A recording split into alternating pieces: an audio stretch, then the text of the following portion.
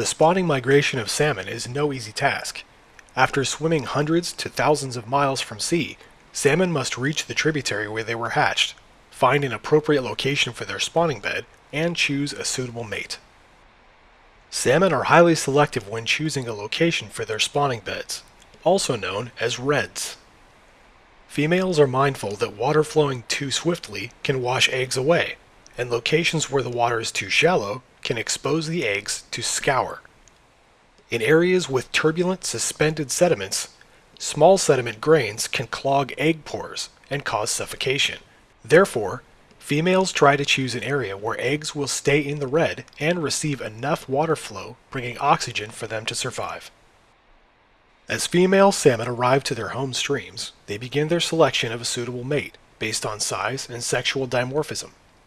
Males of similar size will fight each other to establish breeding territories around large females.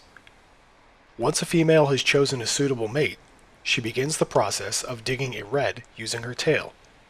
When the redd is prepared, the female will begin the spawning process. When a female finishes digging the redd, she will touch her belly to the gravel and tilt sideways to signal to the male that she is ready to lay her eggs. When the female releases the eggs, the male swims beside her to fertilize them with his milt. Each redd may contain up to 5,000 pea-sized eggs that are orange or red in color. The pair then continue to travel upstream and repeat the process until they run out of gametes or energy.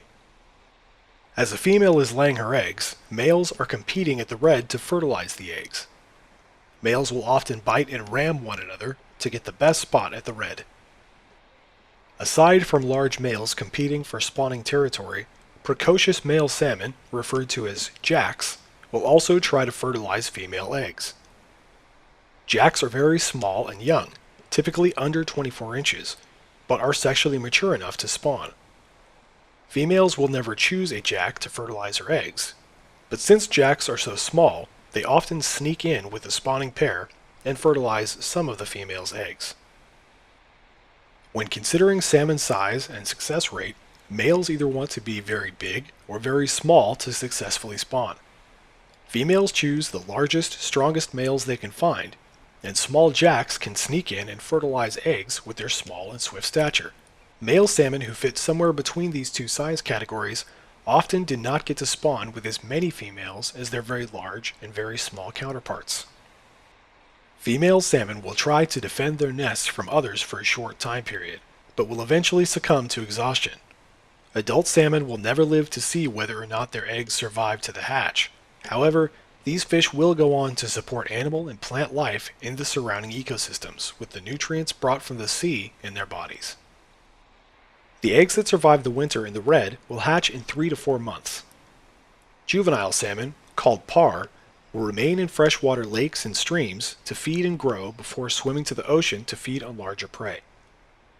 In the ocean, sockeye salmon will feed on zooplankton and small fish for another 1 to 4 years before returning to fresh water to spawn the next generation of salmon.